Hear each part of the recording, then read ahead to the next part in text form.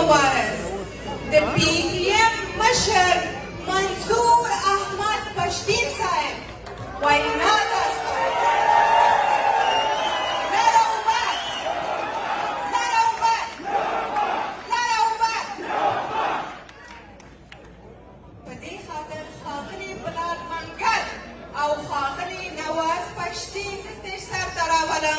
چې د بي ډي ام د لارښود په وړاندې خپل ملي سیاسي احساسات څرګند کړي.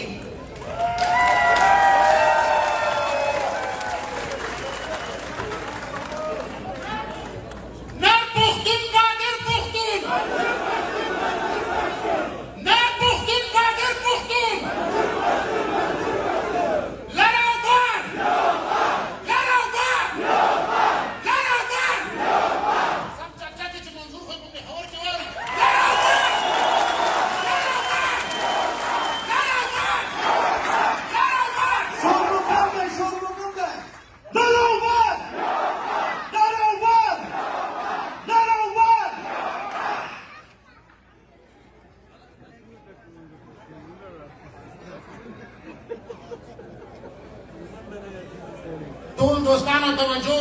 او خبرې مه کوئ د منظور پښتین د مشر وینا ډېر په غور سره واورئ. مننه.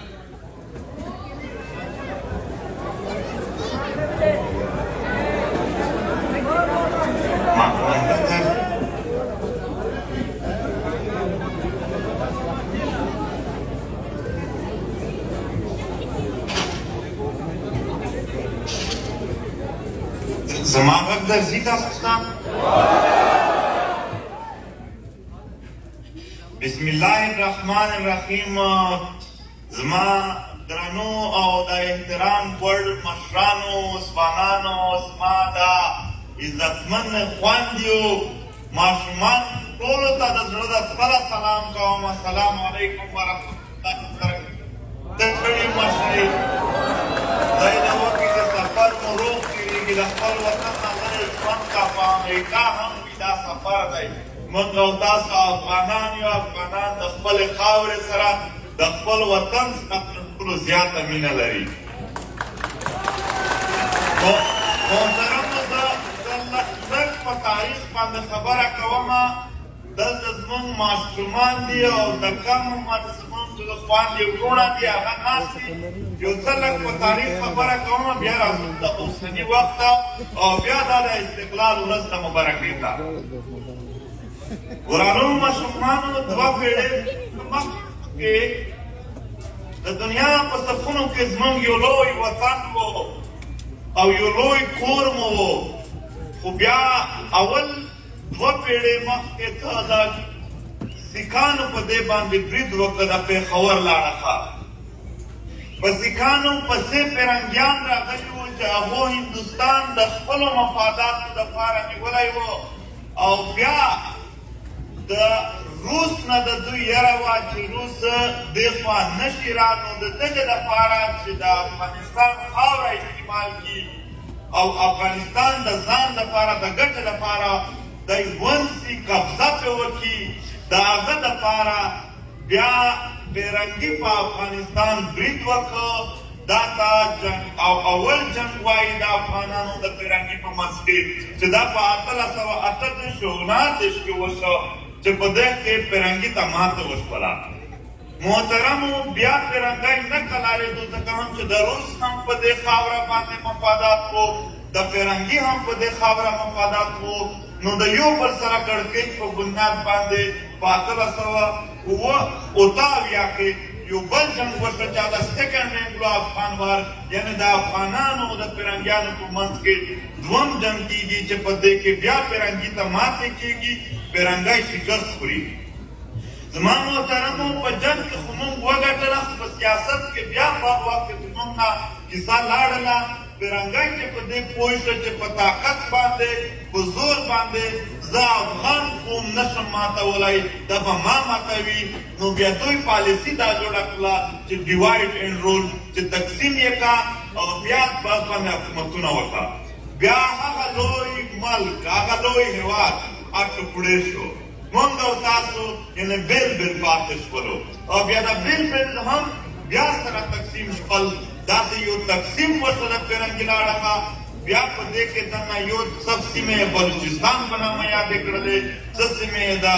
NWH په نامه یادې کړلې چې هغه هندوستان ته یې شاملې کړلې او بیا څه سیمې ته د پاټان نمبر کړو محترمو په چې کوم د اوسنی افغانستان دی دغه یې پرېښوده خو د دغې خارجه پالیسي چې کومه وه فارن پالیسي یعنې بهرنۍ چې کومه پالیسي وه دا یې د ځان سره پرېښودله په کابل کې یو امبیسي ټایپ ورته جوړ کړی و دغه امبیسي ټایپ چې کوم د دوی هلته افیسز و د دغې نه به د ټول افغانستان واک اختیار دوی ته کولو دوی یېرېدل چې د روسانو سره دوی تعلق نه کړي جوړ د دنیا د بل کس سره نو خارجه پالیسي دوی په خپل لاس کې اخیستې وه محترمو بیا د ده دپاره یو جدوجہد وشو د دې دپاره یو لویه خوارۍ وشولې او په آخر کې په 19 اګست 1919 کې د غازي امان الله خان په قیادت کې د فرنګي نه هغه خپلواکي بېرته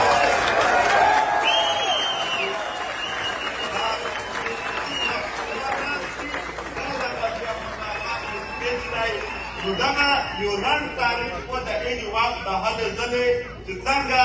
د بیروني قوتونو په افغان خاوره باندې یو دلته خپل زورواکي کوله یو بلواکي یې کوله خو د دغې خاورې او د دغې وطن دا عام ولس چې کوم و هغه ورته کمزوری ښکارېدو مشرانو او ځوانانو زموږ باندې یو خبره یاده ساتئ زموږ او ستاسو په وطن باندې او رنګ راغلی دی رنګ راغلی دی د دنیا زورور او زورور راغلي دي دوی ته موږ ورته کمزوري ښکارېدلو ځانونه ورته مضبوط ښکارېدل نن دوی زموږ په خاوره نشته دی موږ نن هم په خپلې خاورې آباد یو د دوی یوازې راتلونکي باندې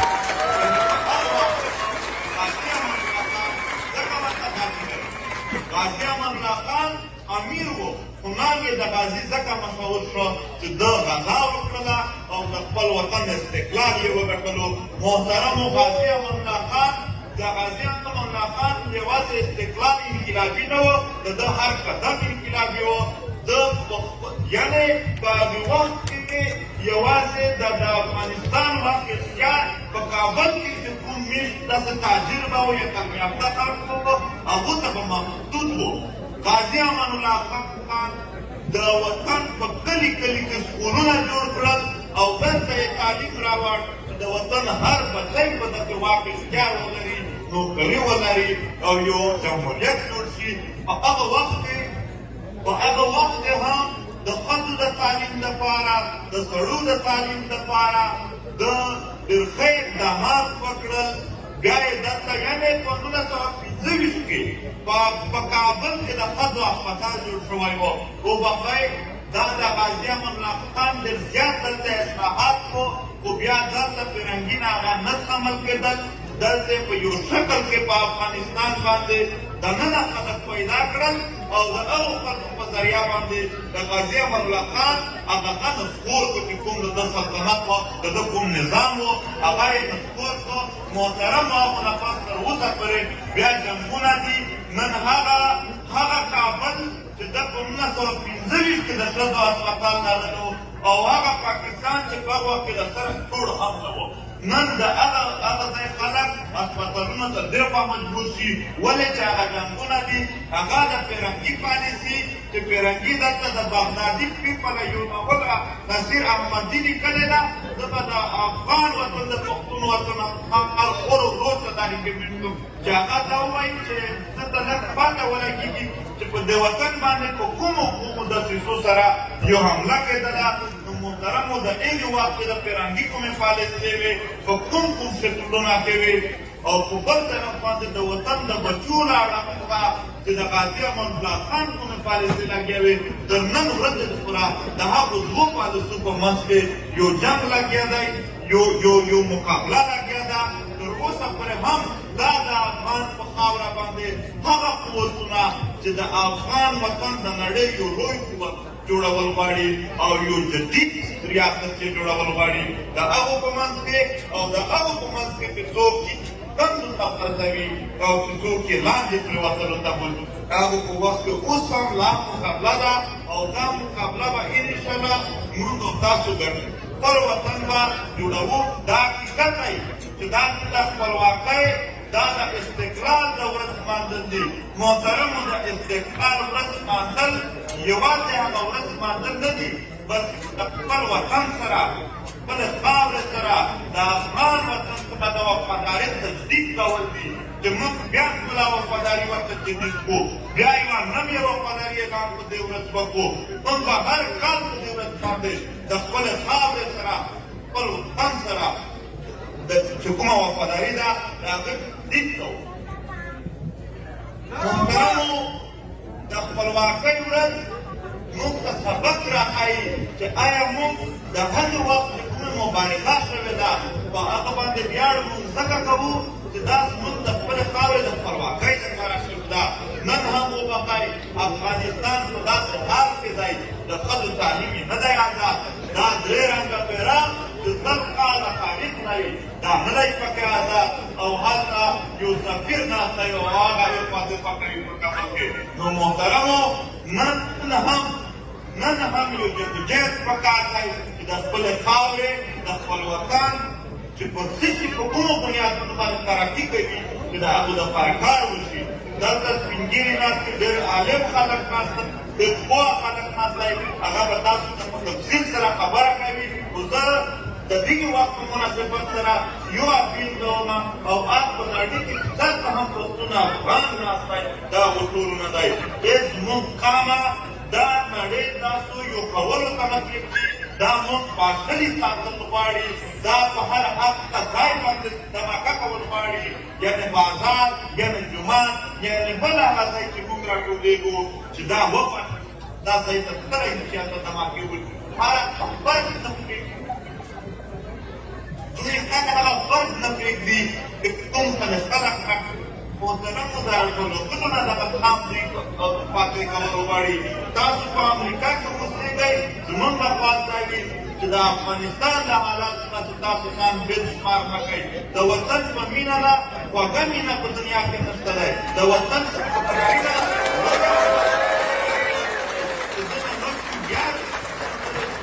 خاورې لپاره زحمت تېر کړي د خپل وطن لپاره خوارې وکړي تاسو په امریکا کې میشتئ تاسو که وګورئ فلسطین په دنیا کې د خپلې ډایسپورا چې کومه ده دا د په دنیا کې قدرتنیت ځان منلی دی اسرائیل په دنیا باندې ځان د خپلې ډایسپورا په قوت باندې منلی دی د افغانستان د حالاتو نه به تاسو ځان کله هم ځان بېل نه شمارئ تاسو راټول شئ نن په ډېر لوی تعداد کې راټول شوي نن هم په دې غونډه کې قراردادونه پاس کړئ د خپلو خویندو وروڼو د تعلیم په حواله سره غوښتنې وکړئ د خپل وطن د بیرغ په حواله سره د جمهوریت په حواله سره د ملي سرود په حواله سره هر وخت راټول شئ خبره وکړئ د خپل وطن خبره وکړئ او چې کله تاسو موږ د وطن خلک راټولېږو هغه که په امریکا کې وي که په لندن کې وي که په خپله ښار وي موږ چې راټولېږو زموږ په اتفاق جوړېږي موږ چې راټولېږو دنیا به زموږ خبره اوري موږ چې راټولېږو موږ په یو قوت جوړېږو موږ که هر څوک په کور کې نو موږ ته بې اتفاقتیا څوک نه ده بې اتفاقي دغه ده چې اتفاق کوي په کور نو په کور کې اتفاق نه دي د خپلې خاورې لپاره د خپل بچي لپاره وخت اوسېدل دي په تکړه اوسېدل دي موږ به د دنیا هر کار روزګار کوو خو د خپل وطن خبره او د خپلې خاورې خبره به داسې نه پرېږدو لکه غازي امان الله خان چې نه پرېږدي لکه زموږ نورو اتلانو چې نه پرېږدي او د خپل استقلال ساتنه د خپلې خپلواکۍ ساتنه دا که د سر په بیه وي هم دا به کوو او دغه وطن دا پاخلی وطن دا تقسیم ولسونه دا بېرته رایو کول غواړي او افغانستان او پښتون افغان دا په دنیا کې یو ویټو پاور جوړول غواړي دا یو لوی طاقت جوړول غواړي دا په تعلیم باندې دا په جدید معیشت باندې دا په جدید نظامونو باندې د دې یو سټرکچر جوړول غواړي نو په دې کې ستاسو هم یو لوی کردار دی زما خبره خو بیا هم زه وایم دلته ډېر محترم کسان ډېر مشران کسان ناست دي دا به بیا هم په مختلفو باندې دا تکراروي چې د خپل وطن استقلال هم او د خپل وطن یو نظام د خپل وطن یو داسې سیستم چې د وطن په مخ بوځي نه کې چې دې لپاره په مبارزه جاک شي نو زه په اخر کې تاسو ته وایم تاسو د دغې مبارزې لپاره د خپلې خاورې لپاره د اوسېدلو لپاره د هغه د اتفاق لپاره به تاسو چمتو وئ، تاسو به تکړه وئ.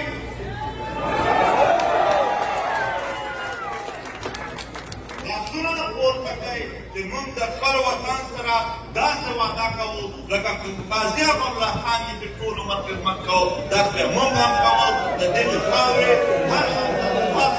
ډېره مننه کوم. خدای په تل خوشحاله را رښتیا درته وایم، داسې بې اتفاق او داسې په یو ځای موږ ووینو په دا زړه کې درنه یو سکون جوړ شي. در پښتون با در پښتون در پښتون با در پښتون در پښتون با در پښتون زراعت زراعت زراعت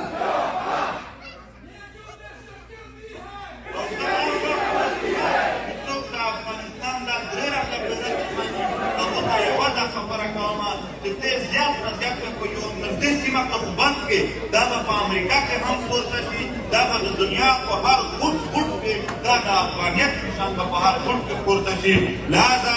د افغانستان بیرغ، د افغانستان مستقبل د دې سره د څوک هم لوبې نه کوي. محترمو، د دغه غونډې چې کوم منتظمین دي هغو ته شاباشی وایو، آفرین ورته وایو. خو یو دا خواست کوو چې دوی باید دا د افغانانو د وطن د خلکو د راټولولو دغه عمل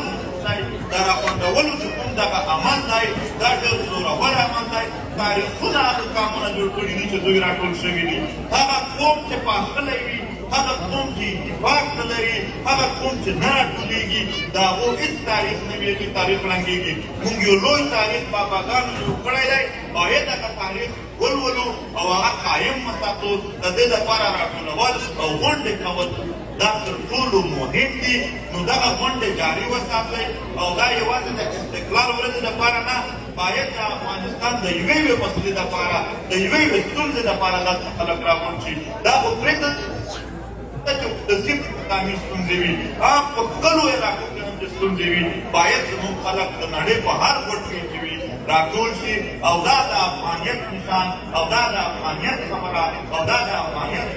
دا پورته کې پارځای شي چې ټوله دنیا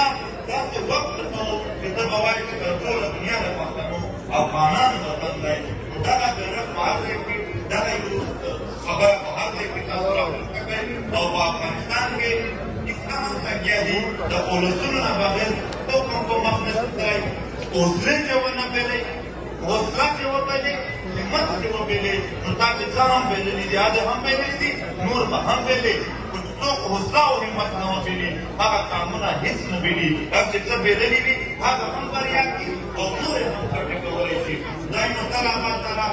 زیات خوشحال یم تاسو په راټولېدلو باندې. نو هغه تقریر هغه سم په دې خوشحالي کې رانه وشو، هغه خبرې مې پوره ځکه په دې خوشحالي کې نه وکړلې. یو ځل بیا د دغې غونډې جوړونکي منتظمونکو ته سلام کوم او دا زموږ چې کومه حکومت یې راغلي دي، دا چې کوم زموږ مشران راغلي دي، زموږ ځوانان او ماشومان راغلي دي، ټولو ته د زړه د څخه سلام کوم، مننه کوم.